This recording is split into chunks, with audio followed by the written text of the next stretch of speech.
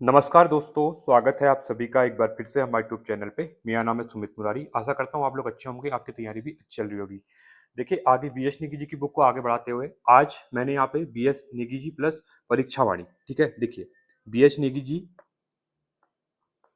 Plus यहाँ पे नई जो आपकी परीक्षावाणी आई हुई है, ठीक है। तो दोनों का कंबाइंड लेक्चर रखा है मैंने यहाँ पे, क्योंकि उत्तराखंड वन्यजीव एवं संरक्षण क्षेत्र काफी महत्वपूर्ण यहाँ पे क्या होता है, लेक्चर यहाँ पे रहता है और यहाँ से एग्जाम में क्वेश्चन भी पूछे जाते हैं, ठीक है। तो आज की वीडियो काफी अच्छी होने वाली है आप लोगों के लिए। देखिए, यहाँ पे चीजें मैंने प्रॉपर वे बना रखी हैं, आपको चीज यहीं पे याद हो जाएंगी, कहाँ कहाँ पे वाइल्ड लाइफ सेंचुरी है, कहाँ पे आपके नेशनल पार्क हैं, सब मैंने यहाँ पे बनाया हुआ आपके लिए, ठीक है। इसको अच्छे से रिवाइज करना, तो आपके इस चैप्टर से कोई क्वेश्चन नहीं छूटना है। देखिए, पूरा मैंने संरक्षण की पहल कैसे हुई, डेट भी मेंशन कर रखी है, कोई आपको बोरिंग नहीं लगने वाला है, ठीक है। फैक्ट है, सीधे एग्जाम में यही पूछे जाते हैं, तो पूरा आपके लिए अच्छी स्लाइड रेडी कर रखी है। बस आपको क्या करना है, एक बार वीडियो सुन लेना है, बाद में एक बार खुद से रिवाइज यहाँ पे करना है अपने नोट्स को, ठीक है। देखिए, ये पूरा आपके लिए बनाया हुआ है, एक एक चीज को जहां से क्वेश्चन बनते हैं। ये फेवरेट क्वेश्चन आपने यूकेपीएससी का देखा होगा, हमेशा एग्जाम पूछा जाता है, तो अच्छे से इनको देखिए, चीजें यहाँ से कवर आपकी होने वाली हैं, ठीक है। जो चीज इंपोर्ट जिस चीज की देखिए, पहाड़ी बटेर के लिए ये फेमस है, तो मैं यहाँ बना दिया है, जिसको नहीं पता होता है पहाड़ी बटेर क्या है, ठीक है। स्नो लेपर्ड क्या है, ये देखिए यहाँ बना दिया है मैंने, ठीक है। एक एक चीज को मैंने क्लिप्सी वे पे बना रखा है आपके लिए, बस चीजों को रिवाइज करिए। जैसे ये देखिए, ये आपके लिए यहाँ पे क्या बना, कस्तूरी मृग बना रखा है मैंने, ठीक है। तो ये काफी इंपॉर्टेंट होने वाले लेक्चर, ठीक है। अच्छे से देखिए, और देखिए ये महत्वपूर्ण लेक्चर इसलिए भी है क्योंकि आपने देखा होगा यहाँ से क्वेश्चन जो है एग्जाम में पुटअप होते हैं, ठीक है। चलिए अब अच्छे से देखते हैं इसको। बाकी हमारी बीएस इंग्लिश की जो बुक चल रही थी, इसका आज चैप्टर रहने वाला है, ये आपका यहाँ पे रहने वाला है आपका 22, ठीक है। 22 लेक्चर रहने वाला है, अच्छे से देखिए, बाकी रिवाइज चीजों को यहाँ पे आप लोग कर सकते हैं, ठीक है। चलिए, अब हम बात करेंगे उत्तराखंड में राष्ट्रीय उद्यान, वन्यजीव विहार और संरक्षण परियोजना के बारे में। देखिए, पहले हम चीजें देखते हैं। उत्तराखंड ना, सबसे पहले देखिए उत्तराखंड की बात करता हूँ, तो उत्तराखंड किसके लिए फेमस है, अपनी समृद्ध, ठीक है, अपनी समृद्ध जैव विविधता के लिए। जैव विविधता के लिए क्या है आपका, बहुत ज्यादा फेमस है उत्तराखंड, ठीक है। पहली बात तो ये बता मुझे। दूसरी क्या है यहाँ पे, दूसरा है आपका यहाँ पे प्राकृतिक सौंदर्य। क्या है आपका, प्राकृतिक सौंदर्य। तो इन दोनों के लिए उत्तराखंड काफी ज्यादा फेमस है। अब यहाँ हम देखेंगे, मैं सौंदर्य की बात कर रहा हूँ तो क्यों।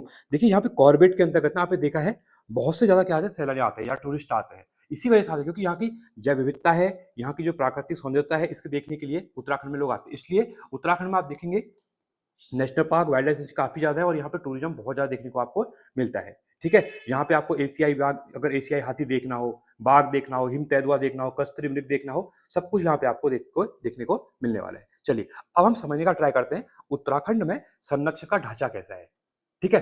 अगर उत्तराखंड में देखा जाए तो राष्ट्रीय उद्यानों की संख्या कितनी है, ये है 6। इंग्लिश मीडियम वालों के लिए जो आपके नेशनल पार्क है, कितने आपके, 6 हैं। कितने नेशनल पार्क, ये आपको 6 देखने को यहाँ पे मिलते हैं, ठीक है। थोड़ा थोड़ा रिलेट करना चीजों को। अब इसमें जो आपका राष्ट्रीय उद्यान है ना, इनका टोटल एरिया, देखिए मैं एक की बात नहीं कर रहा हूँ, मैं टोटल की बात कर रहा हूँ। अगर 6 आपके राष्ट्रीय उद्यान है, तो उनमें टोटल एरिया जो है ना, वो 5006.76 स्क्वायर किलोमीटर, लगभग राज्य का 100 में से 90.6% जो भाग है ना, वो क्या है, नेशनल पार्क में कवर होता है। चीजें समझ में आ रही हैं, क्लियर। देखना, ये बेसिक फैक्ट है, यहाँ से एग्जाम में स्टेटमेंट वाले क्वेश्चन बन रहे हैं, तो पूछे जा रहे हैं आजकल, ठीक है। तो पहले तक तो सीधे पूछता था कहाँ पर है क्या है, बट अभी वो क्वेश्चन तो पूछ रहा है, साथ में स्टेटमेंट वाले क्वेश्चन भी यहाँ पे क्या कर रहा है, डाल दे रहा है, ठीक है। अब इसी क्रम में देखिए, अब जो राष्ट्रीय उद्यान है ना, ऐसे क्षेत्र होते हैं, ठीक है। जो राष्ट्रीय उद्यान ये क्या होते हैं, तो ये एक विशेष क्षेत्र होते हैं जहाँ क्या होता है, सभी प्रकार के आपके, ठीक है, यहाँ पे आपके सभी प्रकार के क्या होते हैं, जीवों और वनस्पतियों को, ठीक है, जीवों और वनस्पतियों को क्या किया जाता है यहाँ पे, संरक्षण किया जाता है उनका, ठीक है। तो जीव और वनस्पतियों का संरक्षण किया जाता है। यहाँ पे क्या होती है, जो ह्यूमन की जो क्या होती है, एक्टिविटी होती है, ह्यूमन एक्टिविटी, या फिर मैं बात करूं, जो यहाँ पे मानव की गतिविधियां होती हैं, ठीक है। मानव गतिविधियां जो होती हैं, वो क्या होती है, पूर्णतः बैन होती हैं, बैन होती है, पूरी तरह से बंद होती है, कह सकते हैं, ठीक है, बंद होती है। कहाँ पे, राष्ट्रीय उद्यान की बात कर रहा हूँ। आगे हम समझेंगे, बाकी वन्यजीव पढ़ेंगे, तो जहाँ पे क्या होगा, थोड़ी छूट दी जाती है, ठीक है। तो मेन है यहाँ पे जो नेशनल पार्क होंगे, यहाँ पे जो मानव की जो ह्यूमन एक्टिविटी होंगी, वो पूरी तरीके से क्या होंगी, प्रतिबंध रहेंगी, या फिर बंद रहेंगी, या बैन होंगी यहाँ पे, ठीक है। राष्ट्रीय उद्यान जो आपके होते हैं, देखिए थोड़ा इंट्रोडक्शन है यहाँ पे, मेन चीज है, जो नेशनल पार्क होते हैं आपके, ठीक है। ये जो नेशनल पार्क होते हैं ना, ये जैव विविधता के लिए काफी इंपॉर्टेंट होते हैं, उनके संरक्षण के लिए होते हैं। और इनका जो मेन आवाज होता है ना, ये इन सीटू, ठीक है, ये इन सीटू संरक्षण विधि पे काम करते हैं। ठीक है, इन सीटू मतलब पूरा अंदर, मतलब इनमें बाहरी एक्टिविटी से कोई मतलब नहीं होता इनसे। ठीक है, तो इन सीटू एक्टिविटी पे ये समय पे काम करते हैं और ये काफी इंपॉर्टेंट आपके लिए यहाँ पे होने वाला है। समझ में आ चुका है, राष्ट्रीय पार्क हमने यहाँ पे समझ लिए हैं। ठीक है, इसके बाद राष्ट्रीय पार्क को हम डिटेल में समझेंगे अभी कितने राष्ट्रीय पार्क हैं।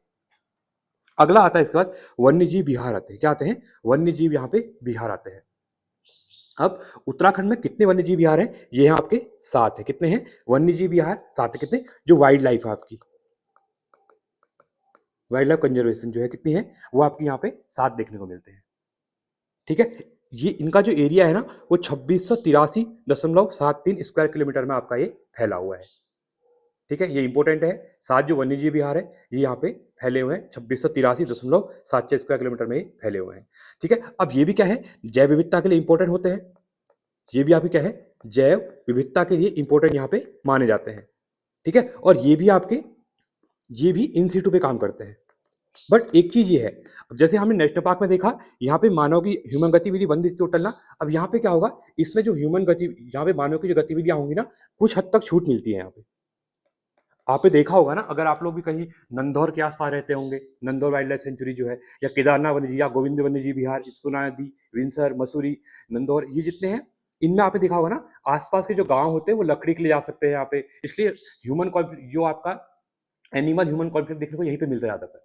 हाथी क्या होता है, महिलाओं को जंगल जातियों को मार देता है, तो इसी में, क्योंकि नेशनल पार्क में तो अलाउ होता नहीं है ऐसा। हाँ, जो आपके वाइल्ड लाइफ होते हैं, जो आपके कह सकते हैं कि जीव विहार होते हैं, वन्य जीव विहार होते हैं, वहाँ पे ह्यूमन एक्टिविटी थोड़ा बहुत होती है। लकड़ी काट सकते हो हल्का फुल्का, ठीक है, जंगल में घास ला सकते हो पशुओं के लिए, तो ये इंपॉर्टेंट, इसलिए कॉन्फ्लिक्ट ज़्यादा यहीं पे देखने को आपको मिलते हैं। ठीक है, देखिए बेसिक इंट्रोडक्शन समझा रहा हूँ, बाकी तो ये पता ही होता है, साथ है वन्य जीव विहार कौन कौन से वो आगे पढ़ेंगे, कौन सा कब बना, बट एक जनरल आइडिया आपको होना चाहिए कि हाँ, कभी किसी ने पूछ लिया, इंटरव्यू में आ गया, कभी आपको मेंस राइटिंग करनी है कि नेशनल पार्क क्या होते हैं, वाइल्ड लाइफ सेंचुरीज क्या होती हैं, तो ये थोड़ा इंट्रोडक्शन आपको इसके बारे में पता होना चाहिए। ठीक है, चीजें क्लियर है, तो आपको याद रखना है। तो यहाँ पे मेन चीजें मैंने बता दी, घास काटना अलाउ होता है, हल्का फुल्का मतलब ह्यूमन एक्टिविटी को यहाँ पे हम कहते हैं अलाउ कर सकते हैं। ठीक है, चीजें क्लियर है, समझ में आ रही होंगी। अब इसी क्रम में हम आगे बढ़ते हैं, बाकी जो 7 हैं वो डिटेल में समझेंगे आगे। ठीक है, अभी मैंने पूरी स्लाइड आपकी रखी हुई है। इसके बाद 4 हमारे पास क्या है, संरक्षण आरक्षित क्षेत्र है। कितने हैं? 4 हमारे पास क्या है, संरक्षित आरक्षित क्षेत्र है, संरक्षण आरक्षित। इनमें जो 4 है, ठीक है, वो भी हम पढ़ेंगे। इसमें हम आसन के बारे में पढ़ेंगे अभी, आसन वेटलैंड आरक्षण जो कि देहरादून में है। इसी में आपका एक झिलमिल ताल पढ़ेंगे हम, झिलमिल झील। ठीक है, झिलमिल झील भी पढ़ेंगे।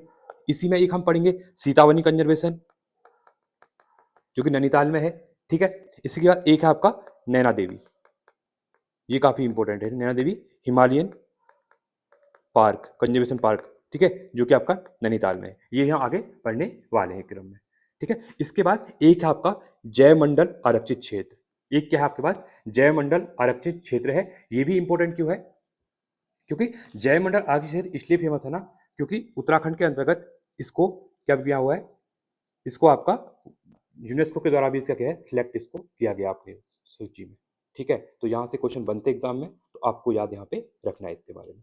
ठीक है, ये इंपॉर्टेंट बनेगा। एक जैव मंडल आरक्षित क्षेत्र भी आपको देखने को यहाँ पे मिलता है। ठीक है, चीजें समझ में आ रही हैं, तो चीजें समझ में आ रही होंगी आप लोगों को। ठीक है, धीरे करके। ठीक है, तो ये इंपॉर्टेंट यहाँ पे हो जाएगा। एक आपको देखने मिलता है, एक उच्च स्तरीय प्राणी उद्यान भी देखने को आपको यहाँ पे मिलता है। क्या मिलता है? एक उच्च स्तरीय प्राणी उद्यान भी आपको यहाँ पे देखने को मिलता है। ठीक है, आगे देखते हैं। एक आपका रामसर साइट, उत्तराखंड में एक आपकी क्या है, एक रामसर साइट भी आपको देखने को यहाँ पे मिलती है। ठीक है, याद रखना, जो आपका आसन है, ठीक है, आसन वेटलैंड संरक्षण जो है, ये उत्तराखंड का पहला और देश का 38। देखिए अभी रामसर साइट कितनी हो गई है, 101 हो गई है करंट में। ठीक है, पूरे, बट ये 38वें नंबर का बना था। कब बना था? 2020 में ही बना था। ठीक है, ये आगे डिटेल में समझेंगे, अभी एक आइडिया दे रहा हूँ आपको कि हमको चीजें कैसे पढ़नी है। ठीक है, तो ये क्वेश्चन यहाँ पूछा जाता है, जो आसन वेटलैंड है, ये लगभग आप कह सकते हैं आसन और यमुना नदी पे के संगम पे देखने को मिलता है। ये क्वेश्चन भी कभी पूछता है। ठीक है, यमुना और यहाँ पे कह सकते हैं आसन। ठीक है, ये आपने समझ लिया है। 6 राष्ट्रीय उद्यान है, 7 वन्यजीव विहार है, 4 संरक्षण आरक्षित क्षेत्र है, एक जैवमंडल आरक्षित क्षेत्र है, एक उच्च स्तरीय प्राणी उद्यान है, एक आपका रामसर साइट है। चीजें क्लियर है। अब आगे हम समझने का ट्राई करते हैं चीजों को कि कैसे हमको चीजें पढ़नी है। अब सबसे पहले हम एक बार मैप में इनको सबको देख लेते हैं कि कौन सी कहाँ पे क्या है लोकेटेड है करके, तो कौन कहाँ पर लोकेटेड है करके। ये इंपॉर्टेंट क्वेश्चन यहाँ पे एग्जाम में हो जाता है, तो इसको समझने का एक बार ट्राई करते हैं। सबसे पहले मैं बात कर रहा हूँ राष्ट्रीय उद्यान या नेशनल पार्क की बात कर रहा हूँ। ठीक है, देखिए अब यहाँ पे ना मैप में कुछ चीजें गड़बड़ है, वो आपको मैं सही करके वो यहाँ पे दिखाता रहा हूँ, ठीक है। सबसे पहले हम बात करेंगे कॉर्बेट के बारे में। तो यहाँ पे आपका ना देखिए जो कॉर्बेट है ना, ये आपका यहाँ मिलेगा, नैनीताल और यहाँ मिलता है इधर पे। ये नैनीताल में भी है और पौड़ी में, इसको यहाँ रख लेना, ठीक है। ये आपका यहाँ पे है कौन सा, कॉर्बेट नेशनल पार्क आपका, ठीक है। ये इंपॉर्टेंट है, याद रखना। ये पौड़ी और नैनीताल बॉर्डर पे देखने को मतलब दोनों में फैला हुआ है। क्लियर है, ये कॉर्बेट हो गया है। इसके बाद एक आएगा आपका गोविंद राष्ट्रीय उद्यान। कौन सा आएगा, गोविंद राष्ट्रीय उद्यान, जो कि उत्तरकाशी में देखने को मिलता है। तो उत्तरकाशी में यहाँ आपको क्या मिलेगा, गोविंद राष्ट्रीय उद्यान देखने को मिलेगा, ये है देखिए, ठीक है। ये आपका गोविंद राष्ट्रीय उद्यान है। मैप में देख लोगे ना चीजें समझ में आ जाएंगी, क्योंकि यही पूछा जाता है कहाँ पे है करके। इसके बाद अगला आता है नंदा देवी राष्ट्रीय उद्यान, ठीक है। तो नंदा देवी राष्ट्रीय उद्यान ये आपको यहाँ मिलेगा, यहाँ पे मिलेगा, ठीक है। तो नंदा देवी कहाँ पे मिलेगा, चमोली में आपको देखने को मिलेगा, ठीक है, नंदा देवी। इसका अगला आता है फूलों की घाटी, तो वैली ऑफ फ्लावर, ये भी आपका कहाँ पर है, चमोली में है। क्लियर, समझ में आ रहा है चीजें समझ में। इसके बाद अगला आएगा जो आएगा वो आएगा फूलों की घाटी राष्ट्रीय उद्यान, तो वैली ऑफ फ्लावर, ये भी कहाँ पर है, ये भी आपका चमोली में है। तो याद रखना, नंदा देवी राष्ट्रीय उद्यान यहीं पे है आपका। इसके बाद अगला है वैली ऑफ फ्लावर, ठीक है, ये भी आपको यहीं पे देखने वाला है। फूलों की घाटिया, वैली ऑफ फ्लावर आपको यहीं पे देखने को मिलेगा, ठीक है। तो ये दो हो गए। इसके बाद अगला आ जाएगा आपका राजाजी राष्ट्रीय उद्यान, तो यहाँ पे आपको मिलेगा देहरादून में, ठीक है। तो आपका देहरादून, पौड़ी और हरिद्वार, तो यहाँ पे आपको कहीं ना कहीं इस एरिया में क्या मिलेगा, यहाँ पे राजाजी मिलेगा, ठीक है। तो ये भी इंपॉर्टेंट है। और एक आएगा आपका गंगोत्री राष्ट्रीय उद्यान, ये आपको मिलेगा उत्तरकाशी में, ठीक है। चीजें क्लियर हो गई हैं, मैंने आपको बता दिया है। देखिए जो ये ग्रीन वाले दिख रहे हैं ना, ये क्या है, आपके नेशनल पार्क यहाँ पे देखने को मिल रहे हैं, ठीक है। तो कॉर्बेट हो गया, ये आपका यहाँ पर है, ठीक है। इसको रिलेट करना, कॉर्बेट नेशनल पार्क यहाँ पे देखने को मिलेगा। इसके बाद राजाजी आपको पौड़ी, हरिद्वार और देहरादून में देखने को मिलेगा। गंगोत्री उत्तरकाशी में देखने को मिलेगा, ठीक है। इसके बाद आपका जो फूलों की घाटी या फिर वैली ऑफ फ्लावर जिसको हम कहते हैं, वो चमोली में देखने को मिलेगा। नंदा देवी राष्ट्रीय उद्यान, ये भी आपको चमोली में देखने को मिलेगा।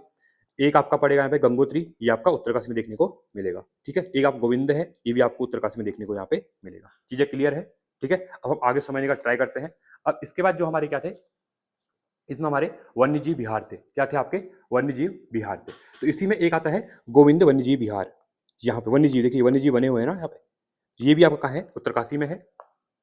एक है आपका केदारनाथ वन्यजीव विहार, ये देखिए, ठीक है। तो केदारनाथ रुद्रप्रयाग और चमोली में देखने को मिलता है, ये वाला, ठीक है। अगला आएगा अस्कोट, ये आपका पिथौरागढ़ में देखने को मिलता है, अस्कोट वन्यजीव विहार। एक है सोना नदी, ये वाला जो बना हुआ है, ठीक है, ये जो बना हुआ है, देखिए फिर से कह रहा हूँ, ये जो आपके ऑरेंज कलर में दिख रहे हैं ना, ये क्या है, वन्यजीव विहार है।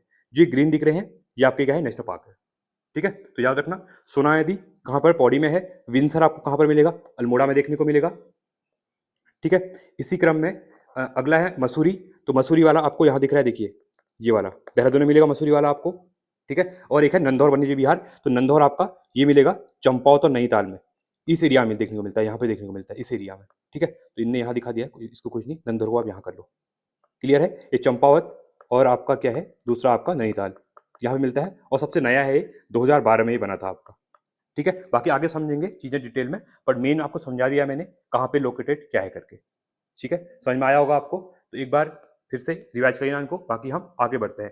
अब हम समझने का ट्राई करते हैं जो हमारे 6 राष्ट्रीय उद्यान हैं, ठीक है, इनको एक दृष्टि में समझने का ट्राई यहाँ पे करते हैं, ठीक है। देखिए जो हमारे क्या है, राष्ट्रीय उद्यान है, अब ये पूछता है कि इनका स्थापना वर्ष क्या है, इनका एरिया कितना है, बाकी और ये कौन सी जगह पे है, वो देखिए। सबसे पहले आपका आएगा कॉर्बेट, सबसे पुराना है कॉर्बेट, 1936 में ये बना था, ठीक है।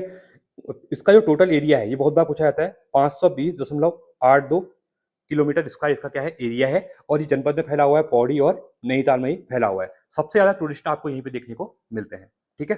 इसके बाद अगला जो आएगा आपका, वो आएगा गोविंद राष्ट्रीय उद्यान, ये 1990 में बना था, ठीक है। कहीं 1990, कहीं 91 भी लिखा हुआ है, ठीक है। इसको आपको याद रखना है, तो आप इसको क्या करेंगे, 1991 कर लेंगे, ये इंपॉर्टेंट बनेगा, ठीक है, क्योंकि एग्जाम में पूछा गया है बहुत बार ये, ठीक है। तो 99 नहीं करेगा, कोई बात नहीं, 99 करेगा, ठीक है। कहीं 91 लिखा, कहीं 90 लिखा है।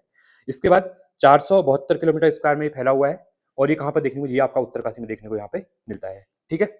अगला है आपका तीसरा नंदा देवी, ये 1982 में बनता है, ठीक है। और है कहाँ पे, चमोली में है, 624 स्क्वायर किलोमीटर में फैला हुआ है, ठीक है। चौथा ये आपका फूलों की घाटी, ठीक है, ये 1982 में बनता है, फूलों की घाटी, इसका एरिया सबसे कम है, 87.50 किलोमीटर स्क्वायर ये आपको देखने को मिलता है। ये भी चमोली में है और सबसे छोटा यहाँ पे देखने को आपको ये मिलता है। ठीक है, इसके बाद है अगला पांचवा, राजा जी 1983 में ये बनता है। ठीक है, ये कहाँ पर है? ये आपका देहरादून, पौड़ी और हरिद्वार में फैला हुआ है, 3 जिलों में। 820.42 किलोमीटर स्क्वायर है। देखिए, आपका पहला इसको याद रखना है 520, और 820 भी आपको याद रखना है यहाँ पे। ठीक है, इनका दोनों का पूछा जाता है क्योंकि मेन यही है उत्तराखंड में। ठीक है, और इसके बाद आएगा आपका, ये आएगा छठा, गंगोत्री आएगा।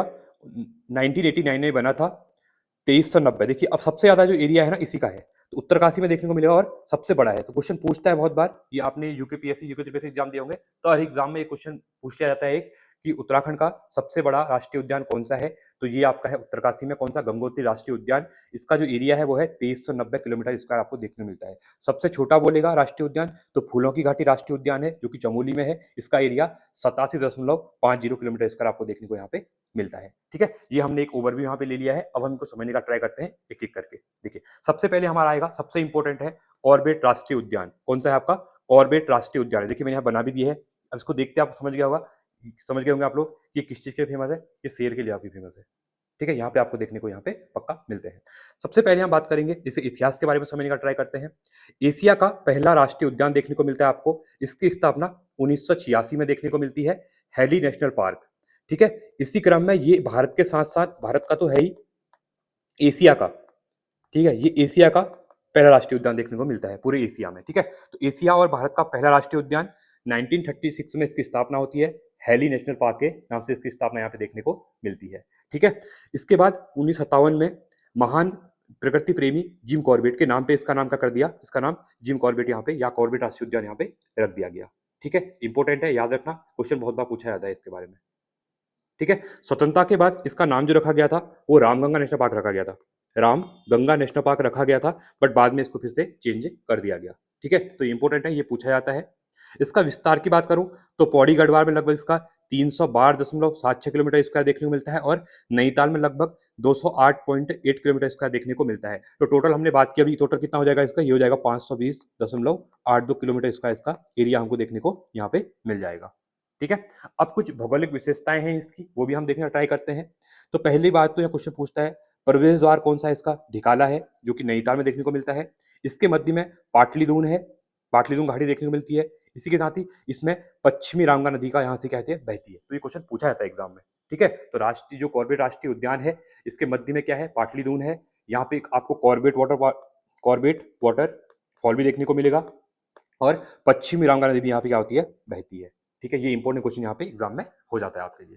ठीक है, तो याद रखना। और जो इसका प्रवेश द्वार है वो क्या है, ढिकाला, जो ढिकाला कहाँ पर है आपका, नैनीताल में आपको देखने को यहाँ पे मिलता है। ठीक है, इंपॉर्टेंट है, आगे समझने का ट्राई करते हैं क्योंकि यहाँ से एग्जाम में क्वेश्चन पूछे जाते हैं। ठीक है, चलिए आगे देखते हैं। अब हम समझते हैं कॉर्बेट राष्ट्रीय उद्यान के प्रमुख संरक्षण पहल जो इसके अंतर्गत यहाँ पे की गई थी। सबसे पहले देश का पहला टाइगर रिजर्व इसको घोषित किया गया था, कब, 1 नवंबर 1973 को। ये डेट काफी इंपॉर्टेंट है, क्वेश्चन पूछा जाता है डायरेक्टली यहाँ पे। तो देश का पहला टाइगर रिजर्व कौन सा है, तो आपका जिम कॉर्बेट ही देखने को मिलता है यहाँ पे। ठीक है, इसके साथ ही अप्रैल 2012 में इसके 500 मीटर के दायरे में इसको साइलेंस जोन घोषित कर दिया गया था। ठीक है, क्योंकि यहाँ पे इतना ज़्यादा जो नॉइस वगैरह चीज़ें चलती हैं, ठीक है, उसके लिए अब यहाँ पे क्या है, इतने ज़्यादा अंदर चीज़ें, इतने पक्षी क्या है, यहाँ पशु पक्षी हैं। ठीक है, तो इसलिए इसके लिए साइलेंस जोन इसको घोषित कर दिया गया था। 2013 में देखिए, एसटीएफ पूछता है कि एसटीएफ की जो स्थापना 2013 में की गई थी, एसटीएफ की फुल फॉर्म होती है स्पेशल टाइगर प्रोटेक्शन फोर्स। तो इसका गठन किया गया 2013 में किया गया, और लगभग इसमें 118 क्या है, मेंबर है इसके। इतने मेंबर कितने हैं, 118 यहाँ पे मेंबर देखने को मिलते हैं। इसी के साथ ही मोस्ट इंपोर्टेंट क्वेश्चन जो कि एग्जाम में पूछा भी गया है, 2020 में सबको पता है यहाँ पे कोविड-19 का लॉकडाउन लगा, तो कोविड-19 के दौरान देश का पहला एनिमल क्वारंटाइन सेंटर भी कहाँ बनाया गया, ये यहीं पे बनाया गया, कहाँ पे आपका जिम कॉर्बेट के अंतर्गत यहाँ पे बनाया गया था। ठीक है, तो याद रखना, इंपॉर्टेंट क्वेश्चन हो जाएगा। विशेष पहल की बात करता हूं तो पहली बार महिलाओं को गाइड के तौर पर यहाँ पे नियुक्त किया गया है। ये क्वेश्चन इंपॉर्टेंट बन सकता है कि कौन से नेशनल पार्क में महिलाओं को गाइड के तौर पर नियुक्त या अपॉइंट किया गया है। तो आपको याद रखना है, ये आपका कौन सा हो जाएगा, ये आपका हो जाएगा कॉर्बेट राष्ट्रीय उद्यान। कौन सा हो जाएगा आपका, कॉर्बेट राष्ट्रीय उद्यान आपको देखने को यहाँ पे मिलेगा।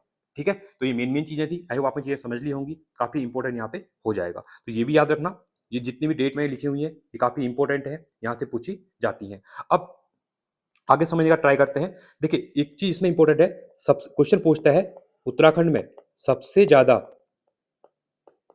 ठीक है, जो टूरिस्ट आते हैं, ठीक है, जो पर्यटन आते हैं वो कहाँ पर आते हैं। तो सबसे ज्यादा पर्यटन आपको देखने को मिलते हैं कहाँ पर, यही कॉर्बेट राष्ट्रीय उद्यान में ही आपको देखने को मिलते हैं। ठीक है, इंपॉर्टेंट है। पहले आपके कॉर्बेट में आते हैं, कॉर्बेट राष्ट्रीय उद्यान में, कॉर्बेट नेशनल पार्क में। इसके बाद आपके राजाजी में आते हैं, राजाजी नेशनल पार्क में आते हैं। ठीक है, ये भी इंपॉर्टेंट है, याद रखना। इसके बाद फूलों की घाटी में आते हैं, कहाँ पे आते हैं, फूलों की घाटी में आते हैं। ठीक है, ये इंपॉर्टेंट है, कॉर्बेट नेशनल पार्क आपको यहाँ पे याद रखना है। ठीक है, इसकी जो मेन मेन चीजें थी यही थी। अब देखिए एक इंपॉर्टेंट चीज और है, अब ये कॉर्बेट राष्ट्रीय उद्यान जो है ना, ये फेमस किस चीज के लिए है, ठीक है, किस चीज के लिए फेमस है। तो यहाँ पे देखिए जब से यहाँ पे ये बनाया गया, ठीक है, टाइगर प्रोजेक्ट के रूप में शामिल किया गया, तो इसके बाद लगातार क्या हो रहा है ना, यहाँ पे शेरों की संख्या में बढ़ोतरी देखने को मिली है। ठीक है, शेरों की संख्या में बढ़ोतरी आगे हम समझेंगे, इसके बारे में मैंने और स्लाइड रख रखी है जहाँ पे पूरे मैंने भारत का रख रखा है, सबसे ज्यादा शेर कहाँ पर है, उसके बाद दूसरे नंबर पे कहाँ है, तीसरे नंबर पे कहाँ है। ठीक है, वही मैंने रख रखा है। तो और अगर देखा जाए ना, सबसे ज्यादा तो आपको कर्नाटक में देखने को मिलते हैं, बट ये पूछेगा कि वो पूरे राज्य की नहीं, एक जगह पे। तो सबसे ज्यादा जो है वो शेर यहीं पे देखने को मिलते हैं, कहाँ पे, पूरे भारत में, जिम कॉर्बेट के अंतर्गत ये देखने को मिलते हैं। ठीक है, तो यार रखना, शेरों की संख्या में लगातार क्या हो रही है, यहाँ पे वृद्धि देखने को मिल रही है। ठीक है, ये भी काफी इंपॉर्टेंट है। लगभग कहा जाता है कि यहाँ पे लगभग 570 के आसपास पक्षी देखने को है मिलते हैं। ठीक है, इसमें अलग अलग प्रकार के, जिसमें 75 आपके स्तनधारी देखने को मिलते हैं। मेन यहाँ पे क्या है ना, यहाँ पे आपको चीतल मिलेंगे, ये नोट करना। ठीक है, क्वेश्चन पूछता है चीतल हो गए, सांभर हो गए, ठीक है, काकड़ हो गए, काकड़ समझते होंगे आप लोग, ठीक है, पहाड़ से रहते। तो एक आपका बाघ हो गया, हाथी भी है यहाँ पे, तेंदुआ देखने को मिलते हैं, सॉरी तेंदुआ, ठीक है, ठीक है, हिरन भी देखने को मिलते हैं। तो ये मेन मेन यहाँ पे आपको देखने को मिलेंगे और एग्जाम में क्वेश्चन पूछे जाते हैं। अजगर वगैरह भी यहाँ पे देखने को मिलते हैं। ठीक है, काफी इंपॉर्टेंट है, इसलिए सबसे ज्यादा पर्यटन यहीं पे देखने को आपको मिलते हैं। ठीक है, ये इंपॉर्टेंट है, यहाँ से क्वेश्चन हमेशा क्वेश्चन बने एग्जाम में, तो आपको इसके बारे में याद यहाँ पे रखना है। ठीक है, चलिए अब हम समझने का ट्राई करते हैं। अगला, पहला आपका क्लियर हो गया है, मैंने पूरा बता दिया चीजें आपको, तो आपको इसके बारे में डिटेल में पता होना चाहिए। ठीक है, चलिए आगे देखते हैं। अब हम समझने का ट्राई करते हैं अगला यहाँ पे।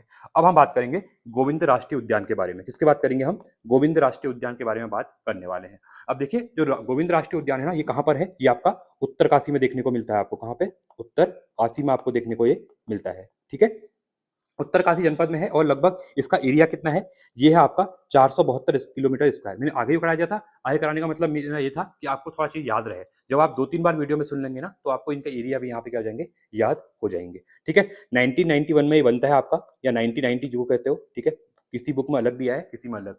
ठीक है, तो इसको आपको याद रखना है। तो 1991 आपका बीएस नेगी जी की बुक में दिया है, 1990 आपका कहाँ पे दिया है, ये आपकी परीक्षावाणी में दिया हुआ है। ठीक है, तो इंपॉर्टेंट है, आपको इसके बारे में पता होना चाहिए।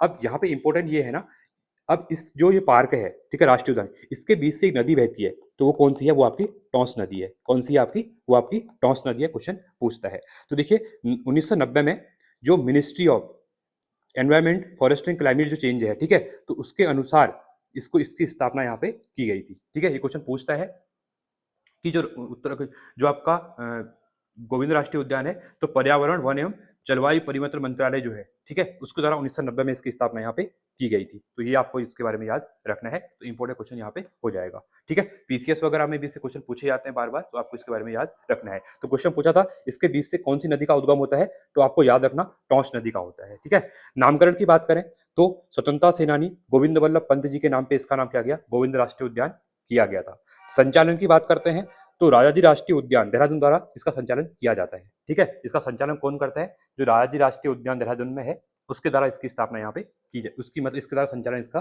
यहाँ पे किया जाता है। ठीक है, काफी इंपॉर्टेंट है, आपको याद इसके बारे में होना चाहिए।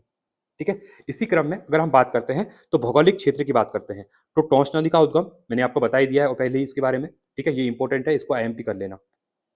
इसके साथ ही प्रमुख घाटियां और ट्रैक है यहाँ पे, एक आपको हरकी दून घाटी देखने को मिलेगी यहीं पे आपको। ठीक है, उद्यान के भीतर ही एक आपका रुई सिया झील, रुई सियारा झील भी आपको यहीं पे देखने को मिलेगी।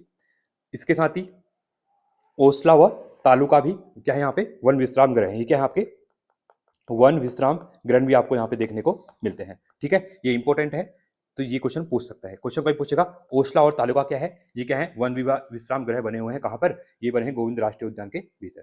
ठीक है, क्लियर चीज है।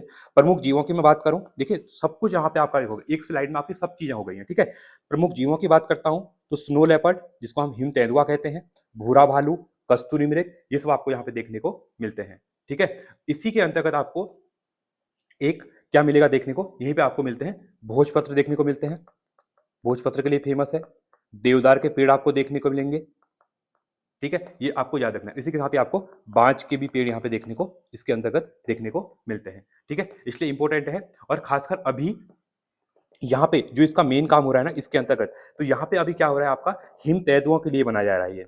ठीक है, हिम तेंदुओं के संरक्षण के लिए अभी इसके ऊपर काम चल रहा है, क्योंकि ये एक लुप्तप्राय और संकटग्रस्त प्रजाति है, तो इसका संरक्षण अभी कहाँ पे किया जा रहा है, यहीं पे किया जा रहा है। ठीक है, मोस्ट इंपोर्टेंट है, याद रखना, एग्जाम में सीधे क्वेश्चन यहाँ पे पूछा जाएगा। ठीक है, चलिए आगे देखते हैं। अब हम समझते हैं नंदा देवी राष्ट्रीय उद्यान के बारे में। देखिए, इसको यूनेस्को की वर्ल्ड हेरिटेज साइट में भी शामिल किया गया है। ठीक है, मैंने एक एक चीज आपके लिए अच्छे से चीज रखी है। बहुत टाइम लगता है वीडियो बनाने में, ऐसा नहीं होता कि सीधे लिख दी, नहीं, बहुत चीजें, क्योंकि इस साइज स्लेट बनाना इसमें बहुत से टूल यूज करने पड़ते हैं, तब जाके आपकी एक स्लाइड यहाँ पे देखने को मिलती है। ठीक है, चलिए नंदा देवी राष्ट्रीय उद्यान की मैं बात करता हूँ, तो स्थापना की बात करूँ तो 1982 में इसकी स्थापना होती है। लगभग इसका एरिया है 624 किलोमीटर स्क्वायर है, जो कि फैला कहाँ पे है, चमोली जिले में आपका देखने को ये मिलता है। इसका मुख्यालय पूछा जाता है एग्जाम में, तो इसका मुख्यालय आपको देखने को मिलता है जोशीमठ में। कहाँ पर आपका, जोशीमठ में इसका मुख्यालय किसका, नंदा देवी राष्ट्रीय उद्यान का। इसका प्राचीन नाम था, इसका नाम था संजय गांधी नेशनल पार्क था। ठीक है, संजय गांधी नेशनल पार्क, इनका नाम चेंज कर दिया गया, अब इसका नाम कर दिया गया नंदा देवी राष्ट्रीय उद्यान कर दिया गया है। ठीक है, इंपॉर्टेंट है, इसको भी आपको याद यहाँ पे रखना है।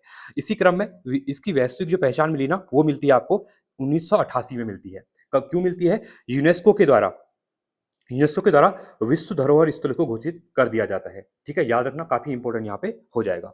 नंदा देवी क्षेत्र में प्रथम अल्पाइन बोटेनिकल गार्डन की स्थापना भी कब होती है, 1983 में आपको देखने को यहाँ पे मिलती है। ठीक है, ये क्वेश्चन पूछा जाता है एग्जाम में, इसके बारे में आपको यहाँ पे पता होना चाहिए, क्योंकि काफी महत्वपूर्ण आपके लिए क्वेश्चन यहाँ से हो जाएगा। ठीक है, याद रखना, मोस्ट इंपॉर्टेंट क्वेश्चन है।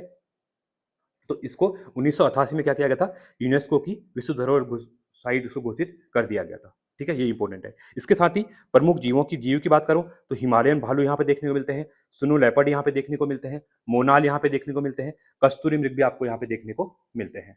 ठीक है, इसी क्रम में एक क्वेश्चन ये पूछता है कि नंदा देवी आने वाले पहले व्यक्ति कौन थे। ठीक है, पहले व्यक्ति कौन थे पूछेगा, तो पहले व्यक्ति इनका नाम था डब्ल्यू गार्डनर। ठीक है, कौन थे, डब्ल्यू गार्डन थे। ये लगभग 1883 में यहाँ पे आए हुए थे। क्वेश्चन भी कभी पूछ लेता है, तो आपको इसके बारे में भी याद होना चाहिए। नंदा देवी क्षेत्र में आने वाला पहला व्यक्ति कौन था, तो ये था डब्ल्यू गार्डन थे यहाँ पे। ठीक है, याद रखना, इंपॉर्टेंट क्वेश्चन बन जाएगा। 1883 में लगभग ये यहाँ पे आए हुए थे।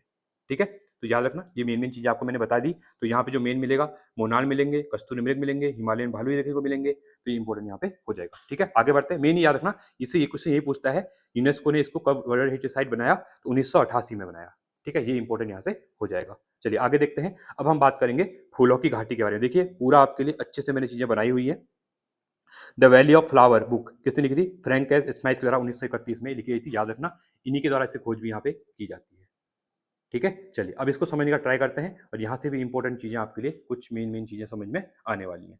सबसे पहले बात करूं, जो वैली फूलों की घाटी है, ठीक है, राष्ट्रीय उद्यान, ये कब बनता है, 1982 में बनता है। कब बनता है, 1982 में आपको देखने को मिलता है। सबसे छोटा है, इसका एरिया कितना था, मैंने बताया था अभी आपका 87.50 किलोमीटर स्क्वायर आपको इसका एरिया देखने को मिलता है। ये आपका क्या है, एरिया है, और इसका है सबसे कम है, क्या है आपका, सबसे कम आपको देखने को यहाँ पे मिलता है। ठीक है, स्थिति की बात करें, चमोली में नर और गंधमादन पर्वतों के मध्य आपको देखने को मिलता है। ये क्वेश्चन पूछा जाता है यहाँ पे। पुष्पावती नदी यहीं से बहती है, इसके बीच से। एरिया मैंने बता दिया, राज्य का सबसे छोटा राष्ट्रीय उद्यान भी आपको देखने को ये यहाँ पे मिलता है। ठीक है, लगभग कहा जाता है कि समुद्र तल से इसकी जो ऊंचाई है लगभग 3600 मीटर है। क्या है, 3600 मीटर की ऊंचाई पे आपको ये देखने को यहाँ पे मिलता है, समुद्र तल से इसकी ऊंचाई है। ठीक है, क्लियर है चीजें।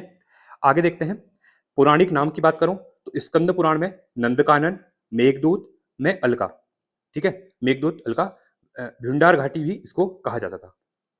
खोज की बात करते हैं तो 1931 में फ्रैंक एस स्माइथ, उनकी पुस्तक का नाम है, देखिए द वैली ऑफ फ्लावर में लिखा हुआ है यहाँ पे। ठीक है, इस बुक में इनके द्वारा से खोज की गई थी, और इसमें इसके बारे में इनकी क्या क्या था। देखिए, ये कहाँ के थे, ये थे आपके ऑस्ट्रेलिया के थे, ऑस्ट्रेलिया के पर्वतारोही थे। ठीक है, इनके द्वारा क्या किया गया, 1931 में यहाँ पे ट्रैक किया गया। ठीक है, और इनके द्वारा अपनी पुस्तक ही गई द वैली ऑफ फ्लावर। ठीक है, उसमें बताया कि फूलों की घाटी, इनके द्वारा क्या क्या, ऐसी एक फूलों की घाटी आपको आयरलैंड में देखने को मिलती है। ठीक है। तो आइलैंड्स की मतलब घाटी की तुलना इन्हें आइलैंड से की थी, ठीक है। और लगभग कहा गया था कि यहाँ पे 250 टाइप की क्या है वनस्पतियां यहाँ पे या फूल देखने को आपको यहाँ पे मिलते हैं, ठीक है। और ये लगभग मतलब अपने साथ वहाँ ये ले गए थे यहाँ से, ये काफ़ी अपने साथ इंपॉर्टेंट यहाँ पे हो जाता है, ठीक है। आपको इसके बारे में भी याद रखना है। चलिए आगे देखते हैं, माइता की बात करते हैं तो 14 जुलाई 2005 को यूनेस्को विश्व धरोहर घोषित इसको शामिल कर दिया गया था। तो दोनों याद रखना, ये फूलों की घाटी और इससे पहले हम नंदा देवी राष्ट्रीय उद्यान, दोनों इंपॉर्टेंट है। 2005 में इसको यूनेस्को विश्व धरोहर साइट घोषित कर दिया गया था, ठीक है।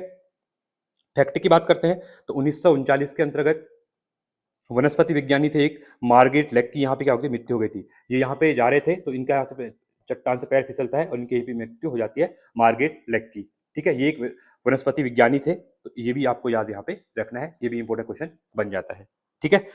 देखिए अब यहाँ पे ना जो फूलों की घाटी है ना, यहाँ पे ना एक घास होती है, ठीक है, जिसको कहते हैं अमीला और नटग्रास या नटग्रास, इसको पॉलीगोनस भी कहते हैं।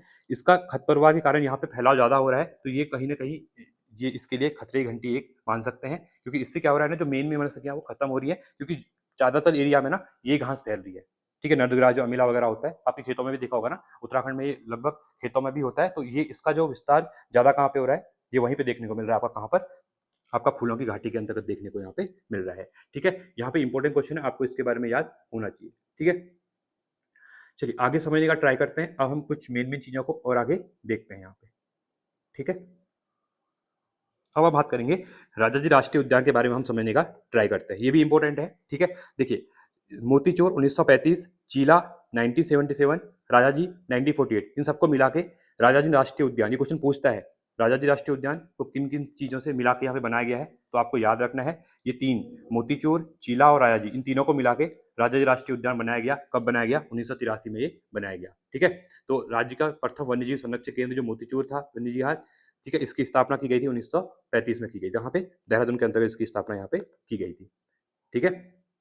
तो याद रखना, काफी इंपॉर्टेंट यहाँ पे हो जाएगा आपके लिए। चलिए अब इसकी बात करूं तो इसका एरिया कितना है, 820.42 किलोमीटर है। देहरादून, पौड़ी और हरिद्वार में ही फैला हुआ है यहाँ पे, ठीक है। नामकरण की बात करते हैं तो भारत के अंतिम गवर्नर जनरल सी राजगोपालचारी जी के नाम पे इनका नाम रखा गया है। देखिए अब यहाँ पे एक क्वेश्चन और भी है, जैसे आप करंट अफेयर पढ़ते होंगे, अभी ना दिल्ली के अंतर्गत राष्ट्रपति भवन जो आप संसद, वहाँ पे सी राजगोपालचारी की मूर्ति भी वहाँ पे, जो एडवर्ड लुटिनसन थे ना, जिनका दिल्ली बसाया गया था, उनकी मूर्ति को वहाँ से हटा के अब इनकी लगा दी गई है, लुटियंस, ठीक है। याद रखना दिल्ली लुटियंस के अंतर्गत उनका नाम काफी फेमस है, उनके द्वारा दिल्ली शहर को यहाँ पे बसाया गया था। तो ये भी इंपॉर्टेंट करंट के साथ बन सकता है, ठीक है। विशेषता की बात करूं तो एशियाई हाथी यहाँ पे देखने को मिलते हैं, इनका एक प्राकृतिक आवास यहाँ पे माना जाता है। तो एशियाई हाथी का प्राकृतिक आवास कौन सा है, तो ये आपको देखने को मिलता है राजा जी राष्ट्रीय उद्यान के अंतर्गत, आपको देखने को मिलता है।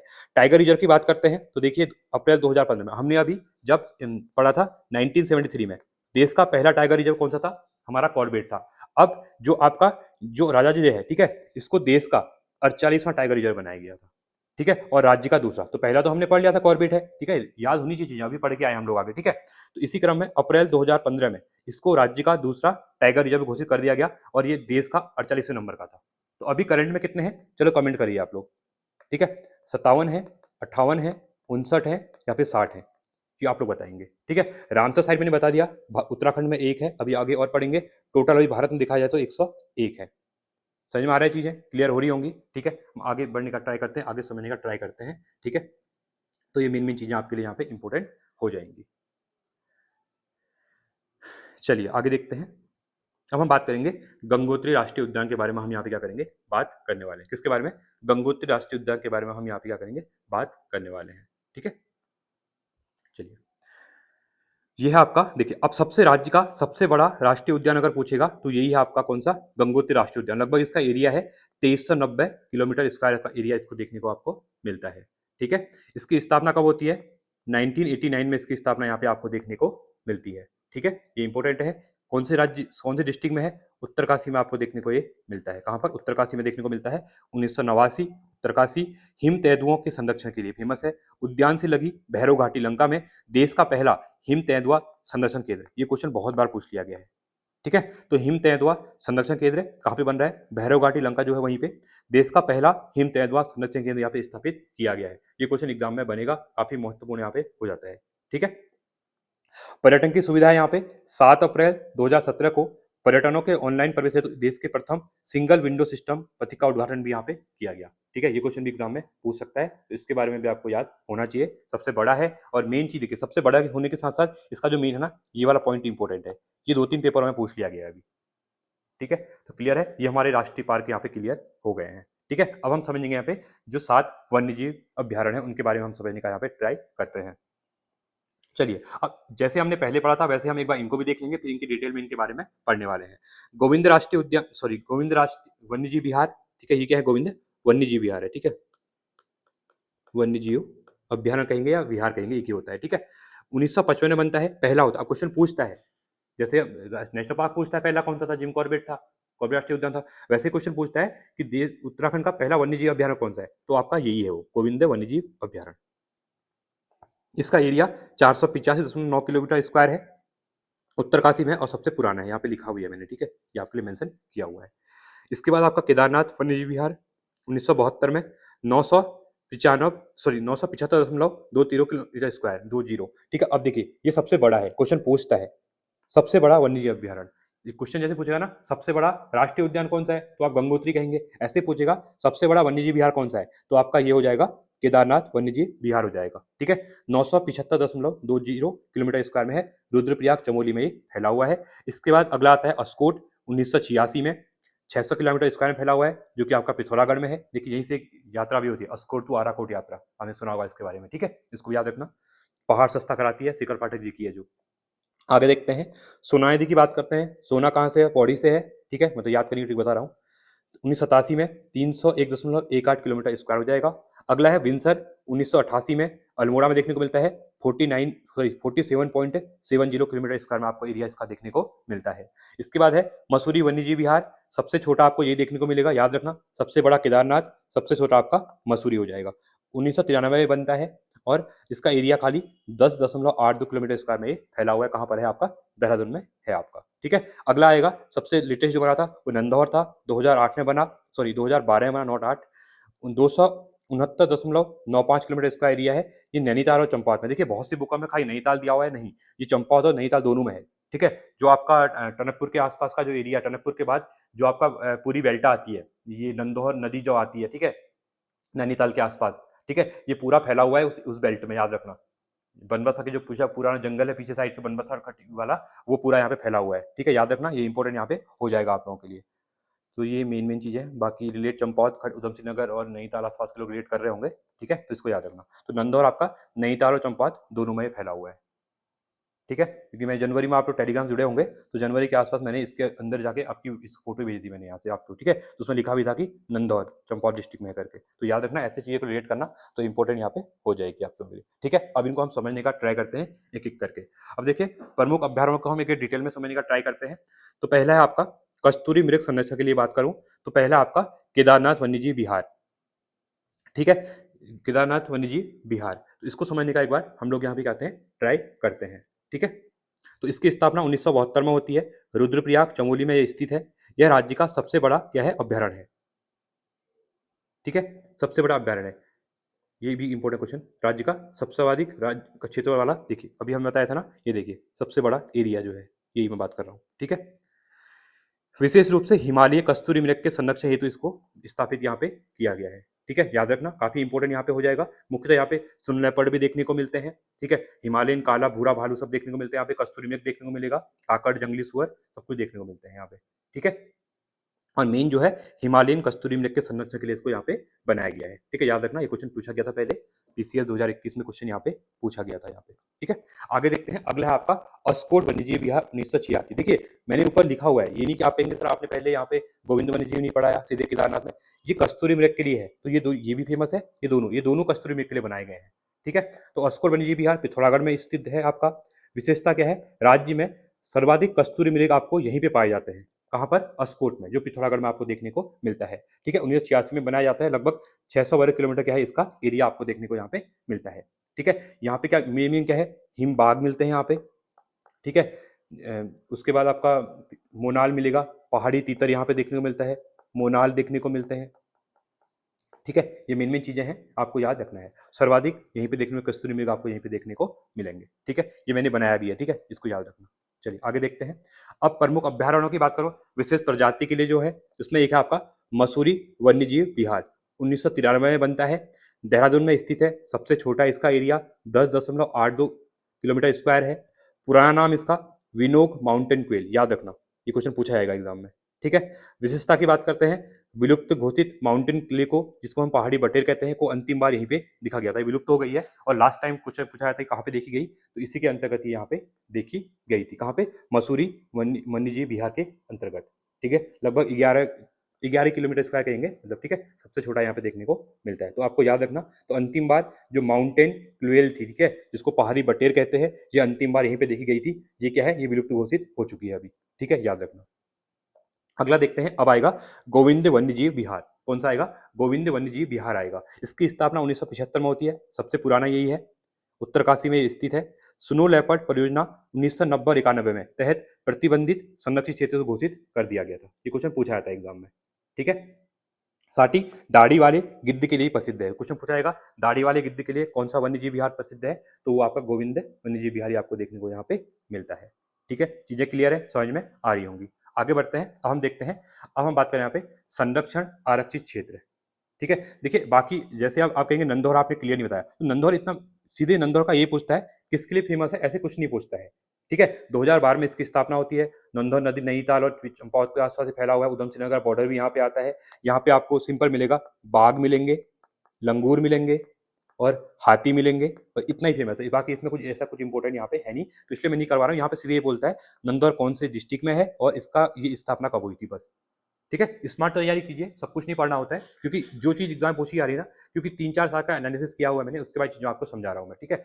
बाकी आपके पास बुक्स होंगी, आप बुक से एक बार रिवाइज कीजिए, वहां पर भी आपको यही मिलेंगे जितना मैं बता रहा हूँ, ठीक है। हाँ, बट आपको बुक भी एक बार पढ़नी है। एक बार आप वीडियो सुनते हैं ना, किसी भी चीज को पढ़ने का तरीका होता है, अगर आपने एक बार चीजों को समझ लिया है, फिर आप जब रिवीजन करने जाते हैं ना, तो आपको वो कहीं ना कहीं थोड़ा वो सुना हुआ लगता है और आपको पॉइंट याद होते हैं, फिर उससे क्या होता है, आपको चीज याद होना शुरू हो जाती है आपके लिए, ठीक है। तो इसलिए ये जो मेन चीजें हैं मैं आपको वही बता रहा हूँ, जहाँ पे मेन चीजें कुछ नहीं है वो नहीं बता रहा हूँ, ठीक है। जैसे मैंने यहाँ पे विंसर के बारे में बात करूं, तो विंसर की स्थापना 1988 में होती है, अल्मोड़ा में है, इसका एरिया ये है, इतना ही पूछा जाता है, ठीक है। इसके बाद इसमें यहाँ पे कुछ पूछा नहीं जाता है, ठीक है। ऐसे पूछेगा, सोना नदी के बारे में पूछेगा, तो पूछेगा इसकी स्थापना कब हुई, 87 में। सबसे क्वेश्चन तो ये पूछता है, मैचिंग फॉलोइंग में पूछता है, सोना नदी कहाँ पर है, बॉडी टिक करो, विंसर कहाँ पर, अल्मोड़ा, मैचिंग फॉलोइंग में पूछता है, बस। इसका एरिया भी नहीं पूछता है इन दोनों का, ठीक है। तो पौड़ी गढ़वाल में है, बस इतना याद रखना है, आपको कुछ नहीं। बाकी आप जब इसके बारे में बुक में पढ़ेंगे तो आपको एक दो चीजें मिल जाएंगी कि यहाँ पे हिमालयन फाइन किंगफिशर ये क्या है, फेमस है करके यहाँ पे मिलती है, बस इतना ही पूछता है। मतलब पूछता भी नहीं है ऐसा, क्योंकि ये ना पक्षी क्या होते हैं, हर जगह मिल ही जाते हैं, कहीं हर जगह मिल जाएंगे, ठीक है। फिर वहाँ पे जाता है, अगर ये स्पेशली पूछेंगे कि यहाँ पे पाइन हॉर्निवल कहाँ मिलता है या हिमालयन फाइट कहाँ पे मिलता है, तो सीधे आप क्या करेंगे, वहाँ पे 2 जगह मिल रहे होंगे, तो दोनों में ऑप्शन ठीक गड़बड़ आते हैं, ऐसे क्वेश्चन इसलिए नहीं पूछे जाते हैं, ठीक है। चीजें क्लियर होंगी, अब आगे समझने का ट्राई करते हैं। मेन जो था इसके अंदर कस्तूरी मृग के लिए फेमस था, अस्कोर कस्तूरी मृग के लिए फेमस था, मैंने बता दिया। वो मसूरी में क्या था, यहाँ विलुप्त हो चुकी है पहाड़ी बटे, इसलिए मैंने बता दिया। सबसे छोटा था इसलिए भी बताया मैंने, और गोविंद का तो बता दिया क्योंकि यहाँ पे स्नो लेपर्ड परियोजना भी चल रही है, इसलिए मैंने ये मेन चीज थी आपको बता दी। बस ये इंपॉर्टेंट होती है एग्जाम के लिए, बाकी सब कुछ नहीं पढ़ना होता है, ठीक है। अगला हम बात करेंगे, हम 4 संरक्षण आरक्षित क्षेत्र जो है इनके बारे में पढ़ने का ट्राई करते हैं, ठीक है। अब सबसे पहले आरक्षित से बात करूं, सबसे पहले आएगा आसन वेटलैंड 2005 में, ठीक है। इसका जो एरिया है वो लगभग 444.4 हेक्टेयर क्षेत्र में फैला हुआ है, ठीक है। याद रखना इंपॉर्टेंट है, 2005 में इसको बनाया गया था, कहां पर, देहरादून के अंतर्गत इसको बनाया गया था, ठीक है। थोड़ा मैं जूम कर लेता हूं और चीजें आसानी से आपको चीजें मिल जाएंगी, ठीक है। अब इसमें क्या है, देखिए, यमुना और आसन नदी का संगम, ये क्वेश्चन पूछा जाता है, ठीक है। 2020 में यह राज्य का एकमात्र पहला और देश का 38वां रामसर साइट घोषित कर दिया। देखिए, अभी मैंने कहा, अभी हम 2026 में है, 101 रामसर साइट बन गई है, ठीक है। 1973 के बाद से ईरान का एक सिटी है रामसर, उसके नाम पे इसका रखा गया। इसके भारत उत्तराखंड का ही पहला था और एकमात्र, अभी तक एक ही है ये, ठीक है। और ये देश का 38वां, तो इसलिए 2020 के आसपास लगभग, देखिए 2000 ये जितनी जो है, जो एनडीए गवर्नमेंट आई है 2014 के बाद, तब से उससे पहले हमारे यहाँ जो टोटल ये रामसर साइट थे वो लगभग 24 के आसपास, 24 या 25 थे। इसके बाद लगातार देखिए लास्ट 12 सालों में 101 हो गए, इनको बढ़ाया जा रहा है हर बार, क्योंकि एक तो लास्ट टाइम टारगेट था, आज़ादी के 75 साल हो रहे हैं, तो यहाँ 75 कर दिए गए थे, फिर अभी उसके बाद फिर से बढ़ चुके हैं, ठीक है। 101 हो गए हैं टोटल, अभी 101 हर महीने ही बढ़ रहे हैं। करंट के साथ अपडेट रहना। अभी जब मैं वीडियो रिकॉर्ड कर रहा हूँ, ये आज आपकी अगस्त चल रहा है, 20-21 अगस्त है आज, ठीक है, 21 अगस्त है। तो आगे आपको याद रखना है ये अभी 5 दिन, 2 दिन, 4 दिन बाद फिर चेंज हो सकता है, तो इसलिए लेटेस्ट याद रखना, एग्जाम में पूछेगा, एग्जाम पूछता है, ठीक है, रामसर साइट कितने हैं करके। तो इसलिए बता रहा हूँ, अपडेटेड भी रहना, क्योंकि कुछ चीज़ें अपडेट करनी होती है करंट के साथ साथ, ठीक है। हाँ, उत्तराखंड में अभी एकमात्र है, 38वां बना था देश का ये, और यहाँ पे साइबेरियन पक्षियों के लिए प्रसिद्ध माना जाता है। तो साइबेरियन पक्षी यहाँ पे आते हैं, ठीक है, माइग्रेट करते हुए यहाँ पे देखने को मिल जाते हैं, ठीक है। चलिए, ये इंपॉर्टेंट है, आपके यहाँ पे चीजें हो गई हैं, क्लियर है चीजें। चलिए आगे देखते हैं, अब हम अगला देखते हैं। अगला है आपका झिलमिल झील, 2005 में बनती है। ये हरिद्वार क्षेत्र में लगभग 3783.50 हेक्टेयर क्षेत्र में है। ये प्रसिद्ध किस लिए क्वेश्चन पूछता है, ये बारहसिंगा के लिए प्रसिद्ध है। तो बारहसिंगा कहाँ पे मिलेंगे आपको ज्यादातर, झिलमिल झील हरिद्वार में ही देखने को आपको मिलते हैं यहाँ पे, ठीक है। काफी इंपॉर्टेंट है, याद रखना। सिम देखिए, मैचिंग फॉलो में ये पूछेगा झिलमिल झील कहाँ है, वहां पे नैनीताल दे देगा, चंपावत दे देगा, हरिद्वार दे देगा, देहरादून दे देगा, तो आपको यहाँ पे टिक करना है हरिद्वार के अंतर्गत। चीजें क्लियर है, आगे देख रहे हैं। अब हम बात करते हैं सीतावनी कंजर्वेशन या पवलगढ़ कंजर्वेशन जो कहते हैं, ठीक है। तो पवलगढ़ संरक्षण आरक्षित क्षेत्र जो है 2012 में ही बनता है। नैनीताल में लगभग 5824 हेक्टेयर क्षेत्र में फैला हुआ है।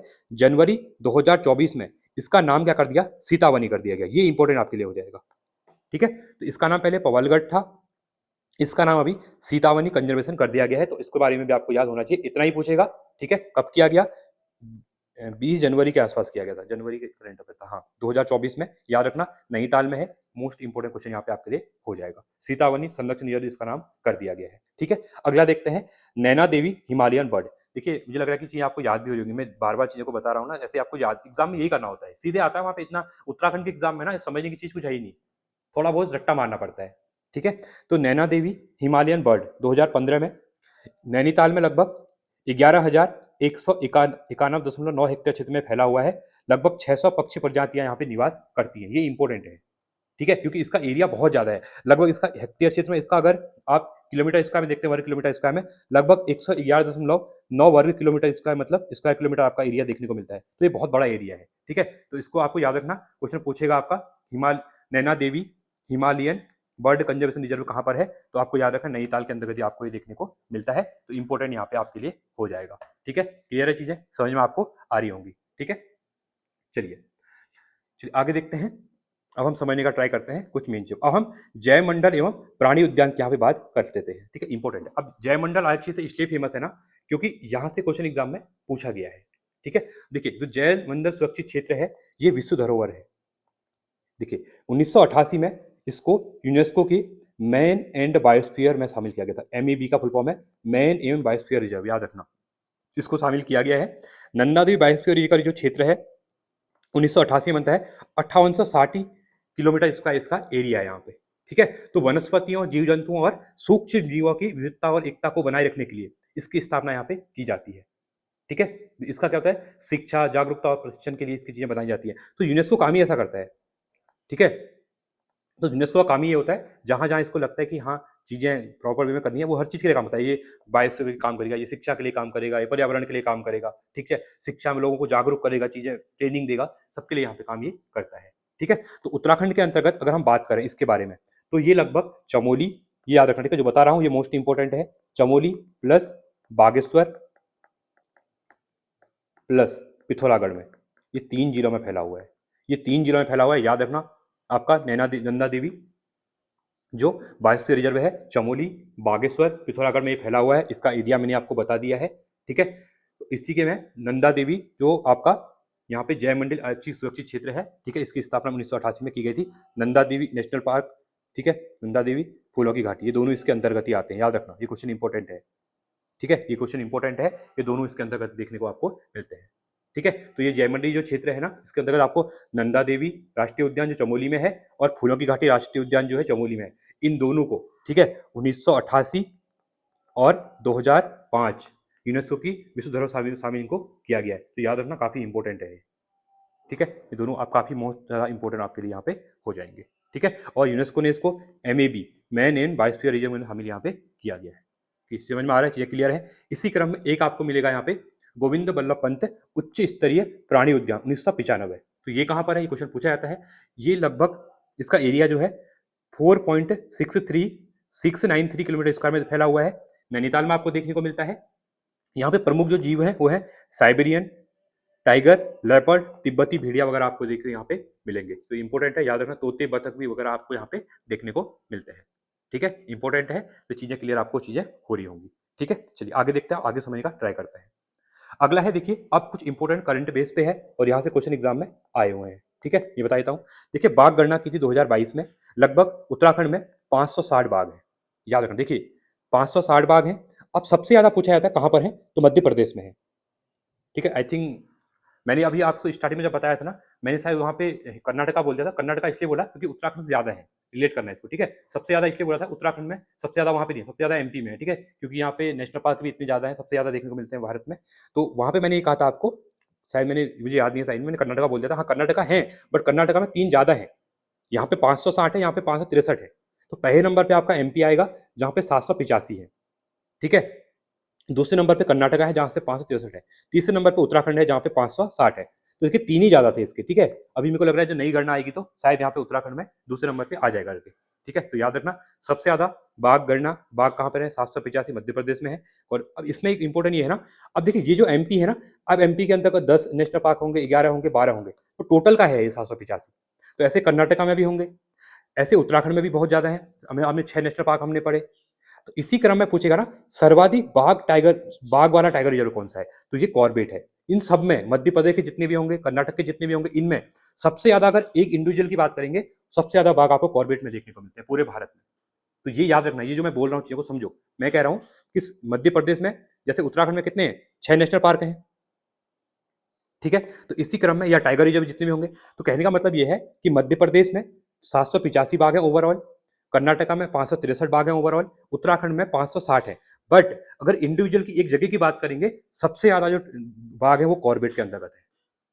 चीजें क्लियर है ना, समझ में आ रही है चीजें। हाँ, चलिए आगे बढ़ते हैं। अब देखिए, इसी क्रम में एक क्वेश्चन ये पूछा भी गया था लास्ट ईयर पीसीएस में, हिम तेंदुआ गणना 2023 और 24 के अकॉर्डिंग उत्तराखंड में लगभग 124 बाघ है।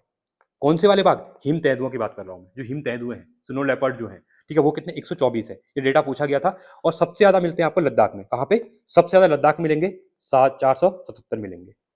ठीक है, उसके बाद उत्तराखंड में है दूसरे नंबर पे, 124 है। ठीक है, काफी मेहनत की है ये स्लाइड आपको समझाने के लिए, बहुत मेहनत लगती है। ठीक है, अगर आपको वीडियो अच्छी लगती है, चीजें समझ में आ रही है, तो वीडियो को लाइक कीजिए। ठीक है, देखिए इससे मोटिवेशन सोर्स ये होता है मेरे लिए, क्योंकि फ्री ऑफ कॉस्ट चलाई जा रही है, आपके लिए कोई चार्जेस नहीं है। नहीं तो लोग क्या करते हैं, मेंबरशिप वाले में डाल देते हैं, या इनकी पीडीएफ के लिए भी आप लोगों से क्या करते हैं, यहाँ पे चार्ज लिया जाता है। ठीक है, आपके लिए फ्री ऑफ कंटेंट दिया जा रहा है। आप कहीं ऐसी वीडियो आपको पेड क्लासेस भी नहीं मिलती होंगी। ठीक है, आप कहीं पेड क्लासेस जाते होंगे, ऑफलाइन क्लासेस जाते होंगे, तो वहां भी इतनी चीजें नहीं समझाई जाती हैं आप लोगों को। ठीक है, तो यहाँ पे देखिए उत्तराखंड में 124 है, द्वितीय स्थान आपको देखने को मिलेगा। 23 अक्टूबर को हिम तेंदुआ दिवस मनाया जाता है। 2009 से प्रोजेक्ट शुरू किया गया था, 2009 से। ठीक है, ये भी इंपॉर्टेंट है, याद रखना, यहाँ से सीधे क्वेश्चन आपके लिए बन सकते हैं। ठीक है, तो ये मेन मेन चीजें थी, तो आपको इनके बारे में पता होना चाहिए। ठीक है, समझ में आ रहा है, चीजें क्लियर हो रही होंगी। ठीक है, चलिए, तो ये इंपॉर्टेंट क्वेश्चन आपके लिए हो जाएगा यहाँ पे। चलिए, अब हम आगे समझने का ट्राई करते हैं, कुछ इंपॉर्टेंट चीजों को और देख लेते हैं यहाँ पे। ठीक है, अब हमारा यहाँ पे वन्य जीव विहार संरक्षण परियोजनाएं। देखिए, अब यहाँ पे कुछ इंपॉर्टेंट परियोजनाएं चल रही हैं, इनके ऊपर फोकस करना जरूरी है। सब कुछ मैंने इंक्लूड किया आप लोगों के लिए, आपको कोई टेंशन की बात यहाँ पे है नहीं। ठीक है, जितनी भी चीजें इंपॉर्टेंट सबकी। सबसे पहले 1970 में कस्तूरी मृग परियोजना केदारनाथ के अंतर्गत यहाँ पे शुरू की जाती है। ठीक है, तो कस्तूरी मृग परियोजना शुरू की जाती है, 1970 से की जाती है। इसके बाद 1973 में मैंने आपको बता दिया था, 1 नवंबर को कॉर्बेट से 1973 में प्रोटेक्ट प्रोजेक्ट टाइगर शुरू किया जाता है। ठीक है, 1974 में महेरुड़ी जो बागेश्वर में है, कस्तूरी मृग अनुसंधान केंद्र की स्थापना यहाँ पे की जाती है। इसके बाद चमोली में कांचुला खर्क प्रजनन केंद्र बनाया जाता है, 1982 में बनाया जाता है। ये भी इंपॉर्टेंट है आप लोगों के लिए। इसी क्रम में 1991 में टाइगर वॉच योजना लेके आई थी, लाते हैं यहाँ पे। ठीक है, 2002 में 1900 देखिए हाथी परियोजना थी। ठीक है, तो इसको शिवालिक एलिफेंट रिजर्व। ठीक है, ये भी क्वेश्चन इंपॉर्टेंट है यहाँ पे, ये भी आपको याद रखना है। तो हाथी परियोजना के तहत उत्तराखंड में, तो हाथी जो परियोजना थी उसका है 2002 में, तो उत्तराखंड के अंतर्गत शिवालिक हाथी या शिवालिक या फिर एलिफेंट रिजर्व कह सकते हैं, या शिवालिक हाथी रिजर्व कह सकते हैं, नाम से एक आरक्षित क्षेत्र इसको घोषित कर दिया गया था। ठीक है, इसी के साथ ही गिद्ध संरक्षण प्रोजेक्ट लेके आते हैं, 2006 में आता है, इसकी शुरुआत की गई थी। और 2009 में प्रोजेक्ट स्नो लेपर्ड, ये देखिए मैंने आपको यहाँ पे लिखा गया था, ठीक है। चीज़ों को याद करना इंपॉर्टेंट हो जाएगी। तो ये कुछ इंपॉर्टेंट था, परियोजनाएं थी, इसका स्क्रीनशॉट ले लो क्योंकि ये मोस्ट इंपॉर्टेंट है, आपको यहाँ पे पढ़ना पड़ेगा इसके बारे में, इंपॉर्टेंट यहाँ पे हो जाएगा आप लोगों के लिए। चलिए ठीक है, ये हो गया क्लियर यहाँ तक। अब आगे देखते हैं हम कुछ इंपॉर्टेंट चीज़ों को और समझने का ट्राई करते हैं। अब उत्तराखंड की कुछ इंपॉर्टेंट चीज़ें यहाँ पे मैंने मेंशन कर रखी हैं आप लोगों के लिए, तो ये एग्जाम में क्वेश्चन यहाँ से भी बन सकते हैं, ठीक है। देखिए महत्वपूर्ण में क्या है, पहला है भारत का प्रथम लाइकेन पार्क, ये आपका मुनस्यारी पिथौरागढ़ में है। ये जितने क्वेश्चन है अभी करंट बेस पे आपके, ठीक है। देश का पहला बुरांस उद्यान, ठीक है, ये आपका है मुनस्यारी में, तो ये पिथौरागढ़ में देखने को मिलेगा आपको, याद रखना। भारत का प्रथम लाइकन पार्क मुनस्यारी पिथौरागढ़, देश का पहला बुरांस उद्यान मुनस्यारी, भारत का प्रथम फर्ण संरक्षण केंद्र, ये आपका रानीखेत अल्मोड़ा में देखने को आपको मिलेगा, ठीक है, ये भी इंपॉर्टेंट है। राज्य का प्रथम मास गार्डन, ये आपको खुरपाताल नैनीताल में देखने को मिलेगा, तो राज्य का पहला मास गार्डन खुरपाताल नैनीताल में है। भारत का प्रथम फर्ण संरक्षण केंद्र रानीखेत में है। देखिए ये याद रखना, ये शब्द यूज करना, भारत का और राज्य का, ठीक है, देश का, भारत का, ये मतलब कहने का मतलब है ये देश में पहला है, ये भी देश में पहला, ये भी देश में, पर ये राज्य का प्रथम है, ठीक है। सर्वाधिक ऊंचाई पर स्थित हर्बल गार्डन, ये आपका माणा गांव चमोली में देखने को मिलेगा आपका, ठीक है। हर्बल गार्डन राज्य का सर्वाधिक ऊंचाई पर स्थित हर्बल गार्डन माणा चमोली में। राज्य का प्रथम मगरमच्छ पार्क, ये आपके काकरा उधमसिंह नगर में देखने को मिलेगा, ठीक है। उधमसिंह नगर में आपका काकरा, यहाँ पे इंपॉर्टेंट याद को आपको रखना है, ठीक है, उधमसिंह नगर में मिलेगा। देखिए इससे पहले वीडियो मैंने बता दिया आपका सुरभि वाटिका के बारे में, सुरभि वाटिका, ठीक है, सुरभि वाटिका, और यहाँ पे सुगंध एरोमेटिक गार्डन जो कहते हैं, क्वेश्चन पूछा गया था लास्ट पीछे में, ठीक है, सुगंध या फिर एरोमेटिक गार्डन, तो ये कहाँ पर है, ये मिलेगा आपको लाल कुआं, कहाँ पर, लाल कुआं में देखने को मिलेगा हल्द्वानी में, ठीक है, ये इंपॉर्टेंट है, याद आपको होना चाहिए, ठीक है। इसी क्रम में एक है आपका राज्य का सबसे बड़ा क्या है, कैक्टस पार्क, क्या आपका कैक्टस पार्क, तो ये कहाँ पर है, ये देहरादून जू में आपको देखने को मिलेगा, ठीक है। ये इंपॉर्टेंट चीजें हैं, तो आपको इनके बारे में पता होना चाहिए, ठीक है। अब लास्ट स्लाइड है हमारी आज की, प्रशासन एवं संकटग्रस्त जीव प्रबंधन के बारे में हम बात करते हैं। तो प्रमुख संकटग्रस्त जीव कस्तूरी मृग, बारहसिंगा, माउंटेन क्वेल, पहाड़ी बटेर, सफेद पीठ वाले गिद्ध और ऊद बिलाव। अगला है भारतीय वन्यजीव संस्थान वाइल्ड लाइफ इंस्टीट्यूट, कहाँ पर है इंडिया, ये आपका देहरादून में है 1982 से, ठीक है। अगला है राज्य वन्यजीव बोर्ड, तो वन्यजीव संरक्षण अधिनियम 1972 की धारा 6 के तहत गठित है, इसके अध्यक्ष मुख्यमंत्री होते हैं और यह नीतियां निर्धारित करते हैं यहाँ पे, ठीक है। ये मेन चीजें थी, मैंने आपको यहाँ पे बता दी है, बाकी हम सब कुछ यहाँ पे कवर कर चुके हैं, ठीक है। तो आई होप आपको वीडियो अच्छी लगी होगी, आज की काफी इंपॉर्टेंट वीडियो थी, आपकी चीजें यहाँ से क्लियर हो गई होंगी, ठीक है। मोस्ट इंपॉर्टेंट वीडियो था। वीडियो कैसा लगा जरूर कमेंट में बताइएगा, वीडियो को लाइक कीजिएगा, चैनल को सब्सक्राइब कीजिएगा और वीडियो को शेयर भी कीजिएगा, ठीक है। ऐसे आपको पूरी चीज़ें कवर करवा दी जाएंगी, आपको कोई भी चीज़ यहाँ पे छूटने नहीं वाली है। आज की वीडियो से अगर आपने ध्यान से देखी है तो आपका एक पूरा चैप्टर आपका रेडी हो गया होगा यहाँ पे, ठीक है। चलिए आज के इतना ही, थैंक्स फॉर वॉचिंग, जय हिंद,